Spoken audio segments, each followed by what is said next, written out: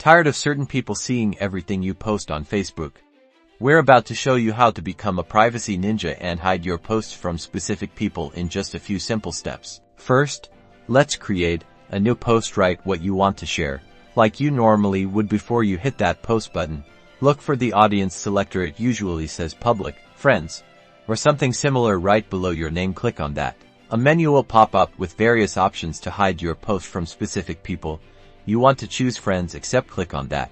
Now, a search bar will appear. Type the name of the person or people you want to exclude from seeing this post. As you type, Facebook will suggest friends from your list. Simply click on their name to select them. A checkmark will appear next to their profile, confirming they've been added to the exclusion list. You can repeat this process to add as many people as you like. Once you've added everyone you want to exclude, click the Save Changes button. This will take you back to your post. You'll now see that the audience selector has been updated to friends except, followed by the names of the people you excluded. Now, just click Post, and that's it.